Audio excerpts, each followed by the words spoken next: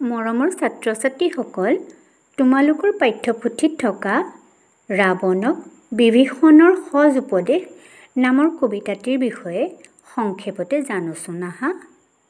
ৰাৱণক বিভীষণৰ সজ উপদেশ নামৰ কাব্যাংশ অপ্ৰমাদী কবি মাধৱ কন্দলী বিৰচিত ৰামায়ণৰ সুন্দৰাকাণ্ডৰ অন্তৰ্গত।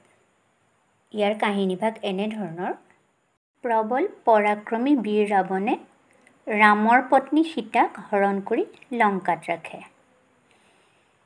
ইফালে ৰামভক্ত হনুমানে সীতাক বিচাৰি সাগৰ নেওচি ৰাৱণৰ লংকা লণ্ডভণ্ড কৰে আৰু ৰামক সীতাৰ বাতৰি দিয়াত ৰামে বান্দৰ সেনাৰ সহযোগত লংকা আক্ৰমণ কৰিবলৈ আগবাঢ়ে। ৰামৰ এই সিদ্ধান্ত ৰাৱণৰ মাতৃ নৈকেশীৰ কাণত পৰে। তেওঁ ৰাৱণৰ বিপদৰ কথা জানি মাজুপুত্ৰ বিভীষণক জ্যেষ্ঠ ভাতৃক সৎপথ দেখুওৱাৰ দায়িত্ব দিয়ে। বিষ্ণুভক্ত বিভীষণ ধাৰ্মিক পুৰুষ আছিল। বিষ্ণুৰ অংশ ৰামৰ হাতত ৰাৱণৰ দৰ্পচূৰ্ণ হ'ব বুলি তেওঁ বুজি পাইছিল। সেয়ে তেওঁ মাতৃৰ আজ্ঞা পালন কৰি ৰামৰ প্ৰকোপত সোণৰ নগৰী লংকা ছাৰখাৰ নহ'বৰ বাবে ৰাৱণক বুজনি দিছিল। লগতে ৰামৰ লগত যুদ্ধ নকৰি সীতাক ঘূৰাই দি নিজৰ লগতে লংকা ৰক্ষা কৰিবলৈ উপদেশ দিছিল।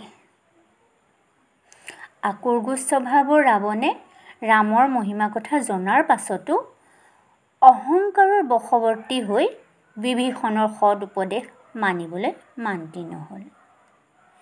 তেওঁ পাত্ৰ-মন্ত্ৰীসকলক জনাইছিল যে প্ৰবল প্ৰতাপী ৰাৱণক সামান্য মানুহ এজনে পৰাস্ত কৰাটো দুঃস্বপ্নৰ বাদে আন একো নহয়।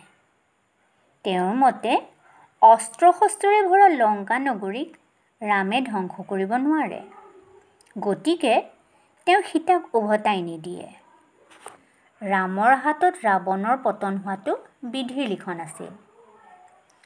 বিভীষণ ধৰ্ম প্ৰতিষ্ঠা কৰাত ব্যৰ্থ হ'ল। ইয়াত বিভীষণৰ দ্বাৰা ৰামৰ মহিমা বৰ্ণনা কৰিছে। কাব্যাংশৰ জৰিয়তে কবি মাধৱ কন্দলীয়ে ৰামৰ মহিমা বুজাত সহায় কৰিছে আৰু অহংকাৰেই যে পতনৰ মূল কথাষাৰ সুন্দৰ ৰূপত ফুটাই তুলিছে।